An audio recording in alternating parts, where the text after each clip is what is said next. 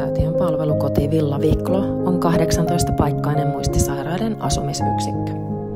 Heiltä puuttui viikko-ohjelmasta kokonaan askarteluhetket ja niinpä päätimme ryhmän kesken toteuttaa sellaisen.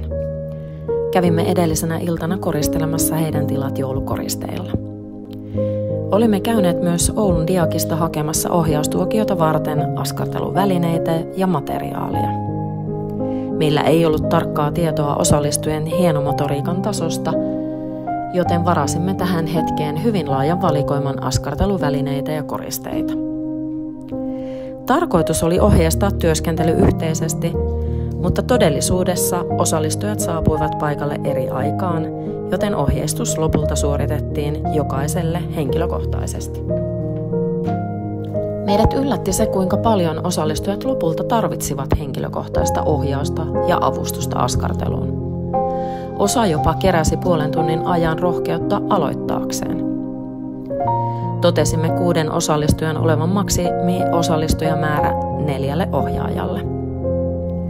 Askartelun tavoitteena oli tarjota onnistumisen kokemus luovuutta käyttämällä. Tässä yhteisessä hetkessä jokainen sai osallistua toimintaan omien voimavarojen puitteissa. Kuntouttava työorientaatio lisää ihmisen hyvinvointia yhteisöllisyyden ja sosiaalisten kontaktien kautta.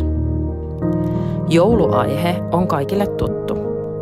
Pyrimme nostamaan asukkaiden muistoja esiin askartelun lisäksi instrumentaalisen joulumusiikin avulla. Näin laulun sanat eivät vieneet osallistujien keskittymistä pois itse askarteluhetkestä.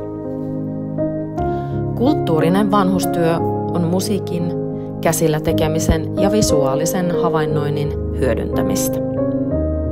Pidimme huolen siitä, että jokainen osallistuja sai myös oman hetkensä valmiin työn äärellä. Kävimme antamassa jokaiselle henkilökohtaista palautetta upeasta ja uniikista työstä.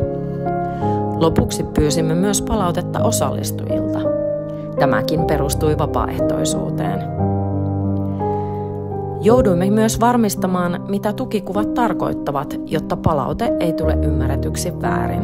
Saimme myös tästä hyvän mieleen, kun pystyimme yhdessä nauramaan väärinkäsitykselle. Koska kaikki asukkaat eivät kyenneet osallistumaan varsinaiseen askarteluhetkeen, olimme varanneet myös tuoksupulloja.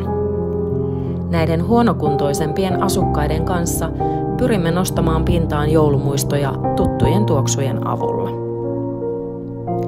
Asiakaslähtöisyyden vahvistaminen, läsnäolo, yhteisöllinen toiminta ja jaetut kokemukset ovat vahvasti asiakkaan hyvinvoinnin tukena. Meidät ja asumisyksikön henkilökunnan yllätti tämän toimintahetken aikataulu. Etukäteen työntekijät arvioivat asiakkaiden jaksavan keskittyä askarteluun korkeintaan 15 minuutin ajan. Todellisuudessa siihen kului yli tunti.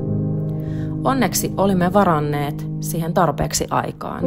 Näin voimme vahvistaa, että kaikilla oli mahdollisuus tulla kuulluksi omien tuntemusten ja muistojen kanssa.